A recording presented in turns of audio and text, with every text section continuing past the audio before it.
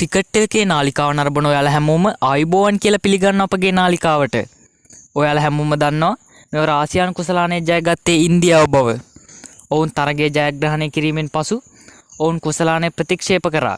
ඒට හේතුව කුසලානය දෙන්නේ ආසියානු ක්‍රිකට් කවුන්සිලේ සභාපති මොෂින් නක්වී මහතා නිසා. ඉන්දිය කණ්ඩායම එතුමා අතින් කුසලානය ගැනීමට ප්‍රතික්ෂේප කරේ එතුමා පාකිස්තාන ජාතිකයෙකු නිසා. ඉන්දිය කණ්ඩායම කුසලානය නැතිව ජය සැමරුවා. තරගයේ ජයගෙන කුසලානයවත් නැතිව ගෙදර ගිය ඉන්දිය කණ්ඩායම ඔවුන්ගේ ලැජ්ජාව පැත්තක දා කුසලානය ඔවුන්ට ගෙනත් දෙන මෙන් මොෂින් නක්වී මහතාට ඉල්ලීමක් කරා.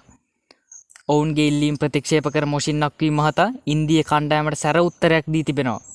ඔහු ඉන්දිය කණ්ඩායමට මෙසේ කියා තිබෙනවා. අවශ්‍යතාවයක් ඇතනම් ඉන්දියාව විසින් තම කාර්යාලයට පැමිණ කුසලානය රැගෙන යන්න. එසේ නැත්නම් වෙනත් මාර්ගයකින් ඔවුන්ට කුසලානය ලබා දීමට කිසිදු සූදානමක් නොමැති බව ඔහු අවධාරණය කරන්නේ.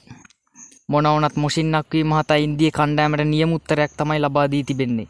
ඉන්දිය කණ්ඩායම කොච්චර මුරණ්ඩුද කියනවා නම් ඔවුන් මේ දිනවල කාන්තා ලෝක කුසලානයට තරඟ කරන ඉන්දිය කාන්තා කණ්ඩායමටද පාකිස්තානය අතර පැවැත් තරඟවලදී අතරත් දීමෙන් වැළකී සිටින කියා තීරණය කර ඇති බව වාර්තා වෙනවා.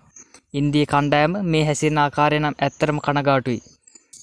මේ යන විදිහට ඉන්දියාව හා පාකිස්තානය අතර ලොකු ගැටලුකාරී තත්ත්ව ඉදිරියේදී අපට දැක බලා ගැනීමට හැකි වෙයි. ටිකෙන් ටික මේ විනාශ වෙන්නේ මහත්වරුන්ගේ ක්‍රීඩාව කියන කවුන්ට නොතේරෙන එක තමයි දුකට කාරණාව.